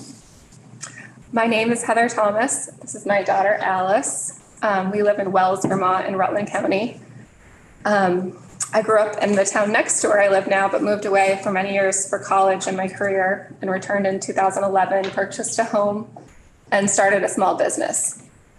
I'm here today to tell you about the crises of provider options and the crisis of access to childcare opportunities in Vermont. I support the governor's proposed investment in the Child Care Financial Assistance Program in fiscal year 24 budget, as well as additional investments to support Vermont's children, families, early childhood educators, and childcare programs of all types. In 2016, when I was welcoming my daughter, it became very clear that I would need to take her to work with me every day because there were simply no daycare options available in our area. Even if there had been an opening, the cost of childcare was prohibitive for me to cover as a single mother running a small business and a household. At this time, according to Bright Futures, there are 3 childcare options within 10 miles of my town. I spoke to one of the providers this morning who runs a registered home program.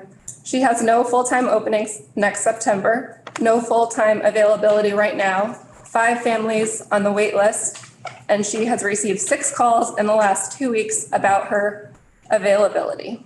Prospective home buyers call her about availability because childcare is a determining factor for families choosing to relocate here and for families choosing to stay or to choose to move out of the area. We need to attract and retain working families in our communities, allow them the opportunity for full employment and financial stability while ensuring proper care and support for our children.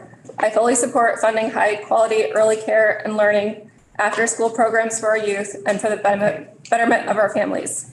I ask the legislature to pass a bill to truly address these crises rather than providing half measures that do not address the urgency and complexity of the issue at hand. Thank you. You're welcome. Did you submit it in writing? Do we have a copy? No, but I will. Okay, thank you. Thank you.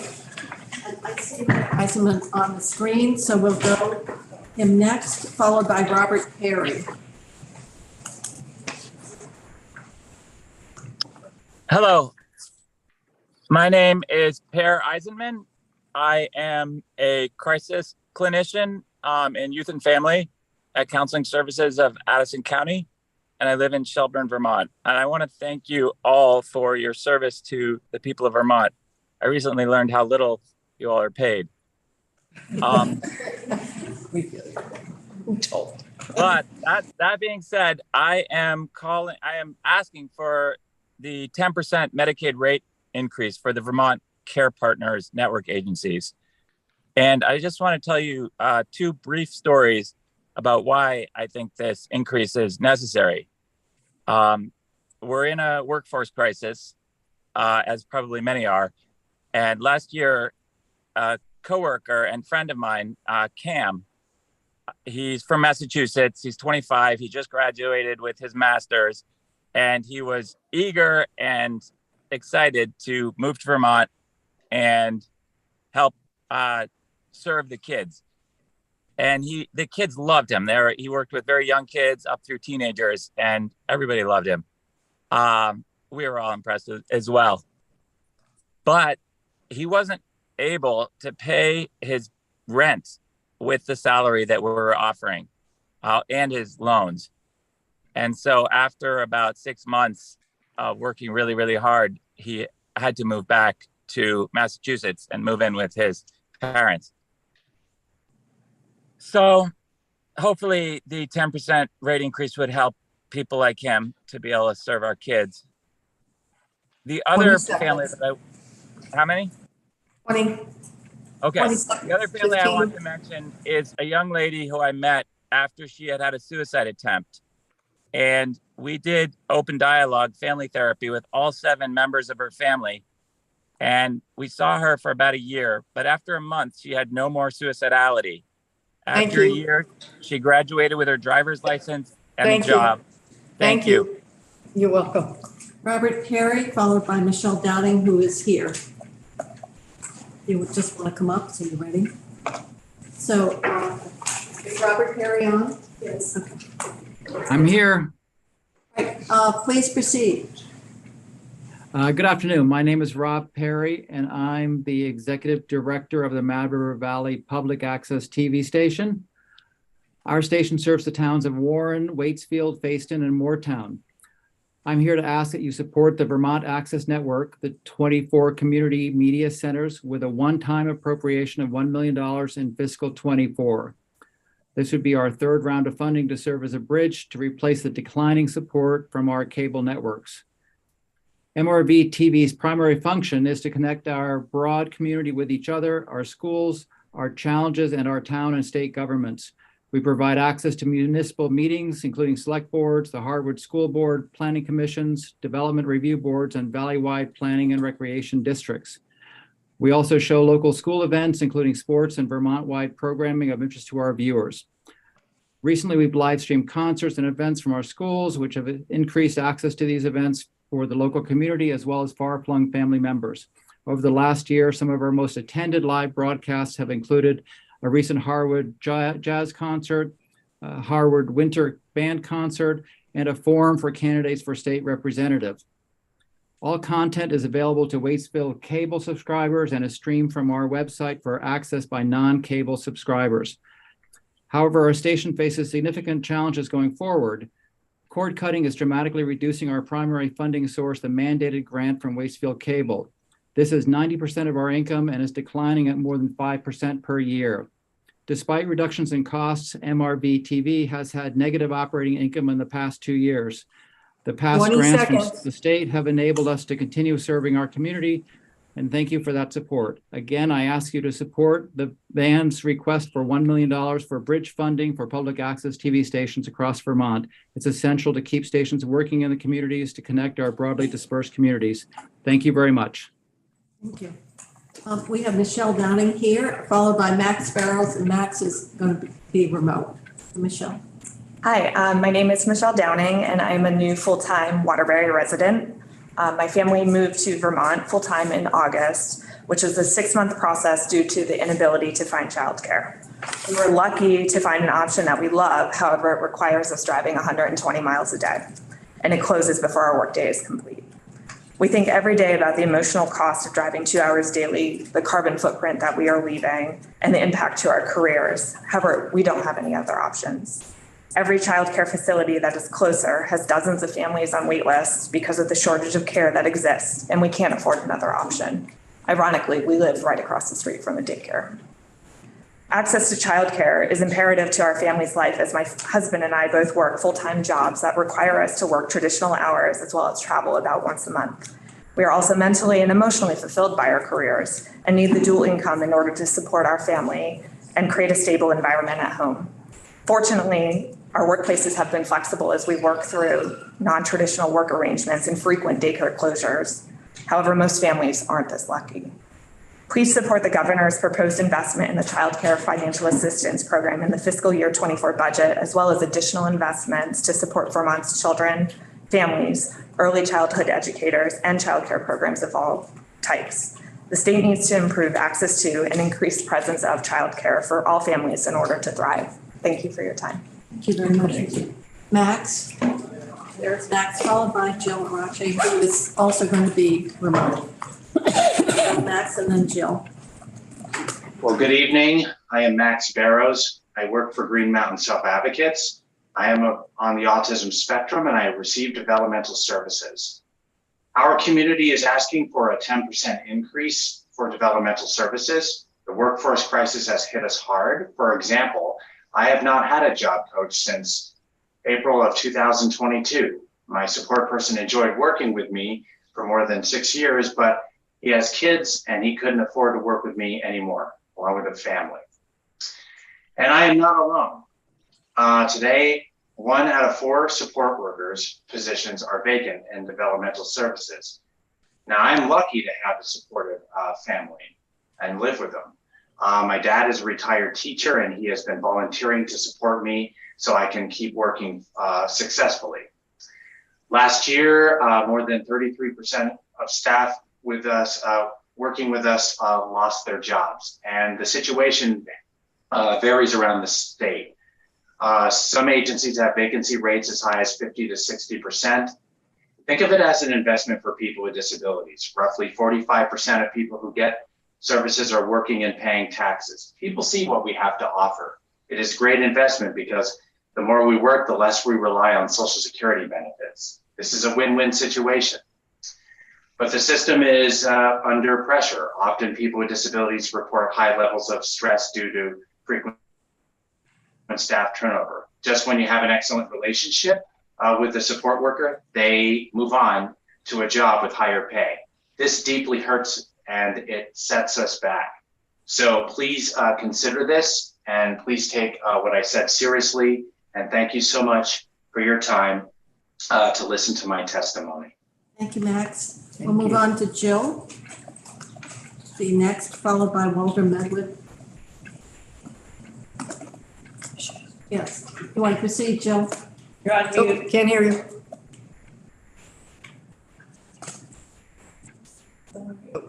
Can't hear you. My Wi-Fi is a little shaky, so I'm on the phone. There we go. Okay, thank you very much for the opportunity to testify today.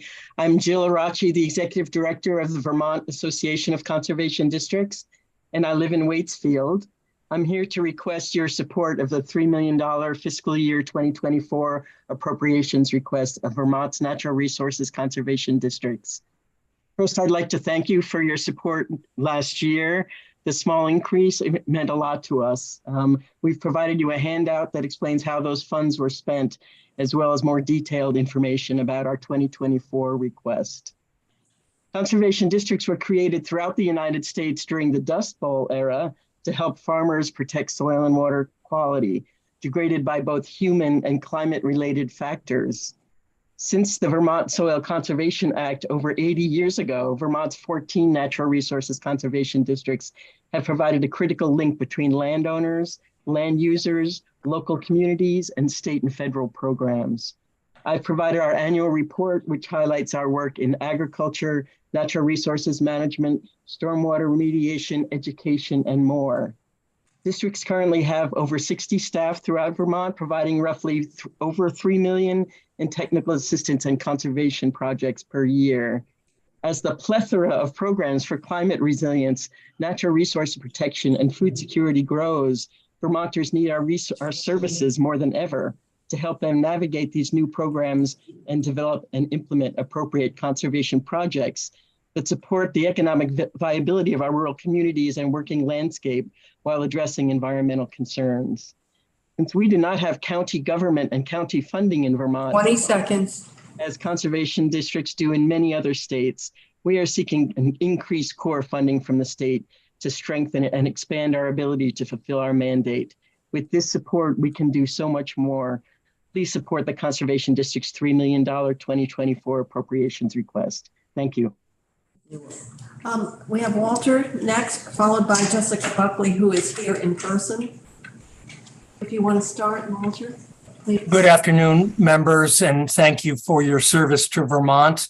My name is Walter Medwid. I live in Derby, and I have volunteered for the last 6 years with the Orleans County Natural Resources Conservation District.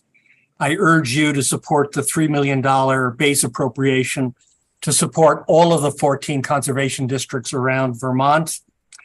In the last 6 years, I've been as a board member to multiple farms to see our work. I've collected water samples. I've met with town highway departments working on erosion projects. I've been in the field to plant trees to protect streams. The conservation districts serve as navigators of various programs. They serve as a catalyst to kick off programs to serve farmers. They serve as liaison to multiple partners. They serve as defenders of clean waters and clean waterways through diverse water projects. And they serve as educators, serving to educate farmers and the community. Conservation districts are Vermont's Swiss Army knife for conservation. They play a vital role in Northeast Kingdom communities and throughout the state. They serve farmers, towns, multiple state and federal agencies, and citizens. I urge you to support the $3 million base funding for the conservation districts. And again, thank you for your time. Thank you. We'll proceed to Jessica, followed by Tracy Hauk, who's going to be on Zoom. So Jessica. Good evening. My name is Jessica Buckley. I'm a resident of Middlesex and a mother of 2 young children. I also own and operate a small business here in Montpelier called Mountain Mama Guiding, a coaching service for women reclaiming their identity after their initiation in motherhood. I help mothers with careers lead vital, vibrant, and productive lives without sacrificing their values as professionals or as parents. Prior to having children, I held a professional license in engineering and worked on water quality projects as an agricultural engineer for the state of Vermont. I had no intention of leaving my career. However, it became increasingly difficult to find sufficient childcare and to strike a supportive work balance. In both my personal and professional experience, more often than not, mothers are the ones that need to bridge the childcare gap for their family. A 2013 International Finance Corporation job study reported that women tend to reinvest 90% of their income into their families and communities, compared to men who contribute about 40%. Ensuring affordable and accessible childcare for Vermonters directly correlates to wealth being reinvested in our local communities. I founded Mountain Mama Guiding to support mothers in advocating for what they need so they can contribute to their society. And ironically, I find myself here at a crossroads needing to advocate for myself. Currently, I'm contemplating how to continue operating my business this upcoming summer without having yet secured childcare for our oldest daughter, who is under the age of 5. Simply put, I cannot continue to run my business without childcare for my children. I am here today to ask you to support the governor's proposed investment in the Child Care Financial Assistance Program, CCFAP, in the 2024 fiscal year budget. All investments allocated to Vermont's children, families, early childhood educators, and childcare programs are essential. These investments would mean that more women like myself could start up and sustain their businesses, support other women and families, and invest in the overall health, well-being, and resiliency of Vermonters. I trust your decisions will be in the best interest of all. Thank you. Thank you. Thank you for taking time and coming in and speaking with us to try to make it a safe place. So thank you. Thank you. So we have Tracy on the Zoom, and followed by Tracy Shaw. Good afternoon. My name is Tracy Hauk. I'm the Executive Director of the Turning Point Center of Rutland and live in Rutland City. Our recovery center is a member of Recovery Partners of Vermont. I am testifying today in support of an increase of $1.85 million in base funding for the 13 community recovery organizations across the state, and an increase of $1 million in base funding for recovery residences. In the 8 years since I started my position, the needs of Rutland County residents for substance use services has grown far beyond our capacity to serve our own communities. The pandemic had a major impact on those needs, with the social isolation and the temporary closure of our center undermining the successful recovery of many and leading to a spike in deaths due to overdose. Our peer recovery coaches work directly with community partners such as hospital emergency department, correctional facilities, law enforcement, treatment and rehab programs, a local university, and recovery residences. We are being asked to build new relationships with schools, churches, and EMS as well in an effort to reach those most in need. Unfortunately, the requests we receive for recovery coaching and community presentations and trainings far exceed our current capacity to meet those needs due to insufficient funding. Our need to fully support our current staffing and also onboard and train new coaches requires many hours of training and supervision, again, which requires funding. Currently, our peer coaches, all of them people in recovery themselves, are not paid a competitive wage and receive no benefits. Many of our coaches have national certification requiring mandatory CEUs to maintain certification every 2 years. The proposed increase of $1.85 million in base funding is profoundly needed by our centers to continue to provide high quality programs that not only support long-term recovery for Vermonters, but help prevent death by overdose. Thank you for your consideration. Thank you, Tracy. We'll move to another Tracy, Tracy Shaw, followed by Aaron DeVries or DeVries, depending on the DeVries. So Tracy Shaw, please. Hi, my name is Tracy Shaw, and I'm Vice President for Land Protection at Vermont Land Trust. I'm here as a member of the Vermont Housing and Conservation Coalition, a coalition that recognizes the importance of Vermont's dual investments in affordable housing and land conservation. And I'm here today to speak specifically about the importance of conservation, particularly in this time of rising land values, more severe climate impacts, and challenges across our agricultural and forestry sectors. And I'd like to address the question, why do we need more conservation in the midst of a housing crisis? And it's true that in many states, conservation and housing are at odds, fighting over scarce resources. But Vermont has led the way with the founding of the Vermont Housing and Conservation Board so many years ago that was founded on the core value that when you invest in both conservation and housing, communities thrive. And I've seen this approach work in my own town. In the same year that dozens of residents are moving into permanently affordable housing units in downtown St. Johnsbury, these same residents now have access to a newly conserved town property with scenic trails within walking distance of their new homes. The dual mission works. So in this time of growth, balancing development with conservation makes sense. Concentrating development in growth areas, protecting wildlife habitat and biodiversity, conserving our prime agricultural soils, increasing access to outdoor recreation, and strengthening climate mitigation. Last year, you increased VHCB's base funding by $10 million. Thank you. This year, we ask you to support VHCB at its statutory share of $27.8 million. Governor Scott has allocated only $15.2 million to VHCB's base funding, which is $9.6 million less than last year and $12.6 million less than the anticipated statutory share. This moves us in the wrong direction. So I respectfully urge you to support the statutory share. And I thank you very much for your time today and all the hard work you do on behalf of all of us. Thank you, Tracy. We're moving to Aaron, followed by Don Tetro. Aaron. Hello, my name is Erin DeVries, and I represent Vermont River Conservancy as co-director and conservation director. VRC's mission is to permanently conserve and protect special lands along the waters of Vermont for the benefit of this and future generations. I'm here today to speak about the importance of conservation and the support VRC and other land conservation organizations receive from Vermont Housing and Conservation Board. This coming fall at 250 Bird Street in downtown Brattleboro, a former industrial sawmill and lumber storage site will be transformed into a 12-acre urban community park to include all abilities trails, parking, natural and cultural interpretation, and community art, in addition to a restored floodplain that will help protect homes and businesses from the next big flood. Per Brattleboro zoning ordinances, presence of a park will allow for new higher density housing within a quarter mile of the park, helping to augment housing stock and mitigate Brattleboro's housing crisis, providing subsequent economic benefits. In a time of growth, we must balance development with conservation. As Tracy said, we can do this through concentrating in growth areas, protecting wildlife, habitat, and biodiversity, and strengthening climate mitigation through protection of land and water. While the governor, as you heard, allocated funding, base funding at 15.2, and it's 19.6 million less. While the governor cut that base funding for VHCB, he allocated 10 million in one-time money for housing. Under this scenario, investments in housing are held steady, but investments in conservation suffer.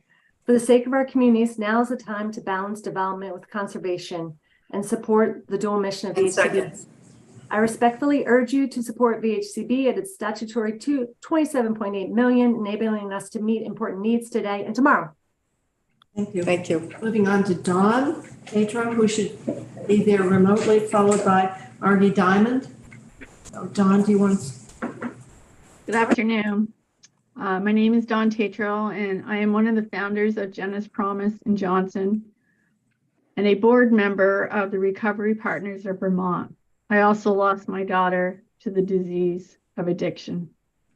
I'm here today to testify there is an extreme need for additional funding at the recovery centers and recovery residents of Vermont. It is hard to imagine the underfunding of these centers till you walk in the shoes of someone on the front lines every day. The amount of people we are losing every day is mind-blowing.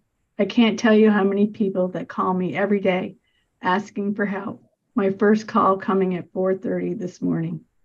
The demand for help has exceeded the amount of resources we have to help the people that are requesting help. Addiction being one of the leading causes of death in the state, causing a ripple effect that continues on to so many families that are raising the children of their lost one. Recovery centers also support the families in need. This week alone, we have taken in 3 people from incarceration, relieving the system of thousands of dollars and getting people back into the workforce by giving them the resources they need, safe housing, programs to support their treatment, and workforce development, restoring people back to productive members of the community. Not mentioning how many homeless people that are suffering with addiction that have been helped by the resources given by recovery resources. Please support the increase of base funding of $1.85 million for recovery organizations and $1 million for base funding for recovery residents.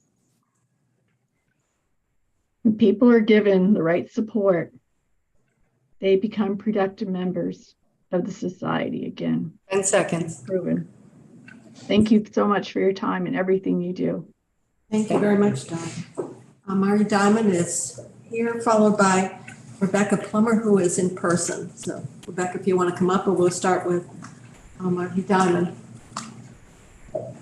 Hello, my name is Margie Diamond, and I am the director for Turning Point Recovery Center in Bennington, and I am a person in long-term recovery. I was born and raised in Bennington and recently returned after spending 30 years in the San Francisco Bay Area. Turning Point is a proud member of Recovery Partners of Vermont and aligned with our peer recovery colleagues statewide. I'm speaking today to advocate for an increase of $1.85 million for peer recovery organizations and $1 million additional for recovery residences. Retired Colonel Jim Baker is currently working in Bennington. to help us craft a strategic, unified plan to address the harms from substance use disorder. And certainly having a cohesive community roadmap is critical. But those plans won't bear fruit if there aren't enough people to execute. Peer recovery coaching is one tool in the toolbox. However, that one tool is critically distinct because it comes with lived experience. Lived experience combined with training and motivational interviewing skills has proven to uniquely connect with those who are suffering and move them into treatment and into long-term recovery. We ask our peer recovery coaches to sit and deeply listen, to listen for change talk, to assess the person's recovery capital, to interface with physicians and therapists and police and parole officers. We create individualized wellness plans for them and we hold them accountable. We sit with our clients in their darkest hours. We have worked very hard to raise the level of professionalism in this field, and collectively our biggest challenge is acquiring and retaining staff. One of my best staff capped out at the end of November and worked the entire month of December for free so that our clients would have access to a recovery coach. That is the level of commitment. We know recovery is possible and we model it every day. 1 second. We ask for your continued support. Thank you. Thank you. Move to Rebecca, who is here in person, and Corey Rice, who's on remotely. Good afternoon. My name is Rebecca Plummer. I'm an attorney at Vermont Legal Aid and the director of our Medical Legal Partnership Project. I'm here to ask you to fully fund emergency housing. One of our partnerships has been with clinics providing medication-assisted treatment like methadone and Suboxone to people with addiction. These people have often lost family, friends, custody of their children, jobs, and their health. They're trying desperately to stay in treatment and turn their lives around. They need more than ever a stable place to live, but instead they're often precariously housed or unsheltered. When a person in treatment has no safe, reliable place to stay, they also cannot stay connected with healthcare providers to attend to other serious health needs. And living on the street itself creates and exacerbates health crises. One of our clients last fall had a heart condition that caused her to pass out frequently. She was living in a tent in a wooded public space and was concerned about her safety and her ability to call for help if her phone died and she had no way to recharge it. Another client had significant fluid in her legs that made walking extremely painful, and walking made the condition itself worse. But she was unsheltered and she had to walk a lot to the clinic for treatment, to economic services, to apply for emergency housing, to Social Security to check on her lost SSI check. She was losing ground on hard-fought gains in her sobriety and her health. Because of their homelessness, when these people finally receive medical care, it's long past prevention or even treatment. It's a life-threatening emergency. Homelessness, through interruption of care and through its own damage to the human body and mind, has significant health harms, and the externalized costs of this are passed on to our Medicaid program. 20 seconds. Indeed, it likely costs the state a lot more to not adequately fund emergency housing than to fund it. These are our most vulnerable neighbors. They've been hit by two crises not of their own making, the opioid crisis and the housing crisis. No one is undeserving of housing.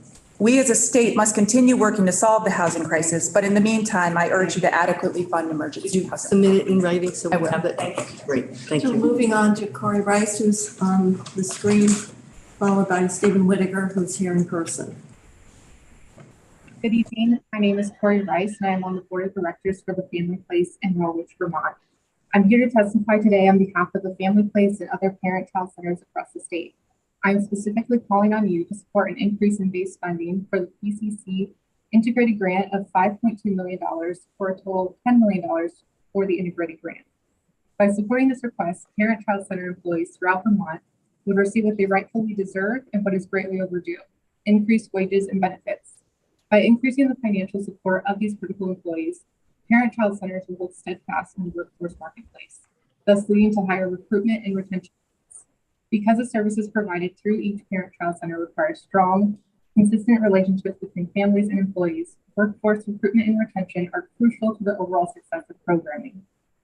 The trusting relationships parent-child centers form with families over time pave the way in difficult circumstances to be honest about their challenges and needs. For example, within the past year alone, 44% of the individuals served through the Family Places Families Learning Together program have reported histories of intimate gender violence. For one young mother, it was because of the wraparound supports the Family Place was able to offer her and her child in partnership with the gender-based violence support organization that they now have a safe place to live. Without the quality staff members who were able to help this mother and her child, I'm not sure what their story would be today. I think we all know that leaving an abuser is complex and incredibly difficult to say the least. For a child in this situation, watching their mom receive the support she deserves and making a new life for them can be profound. The Family Place represents a shift in this mother and her child's life from simply surviving to being given the opportunity to 20 seconds. That has potential to impact generations to come. The Family Place provides this opportunity to thrive for individuals and their families every day with the innovative services parent-child centers have created.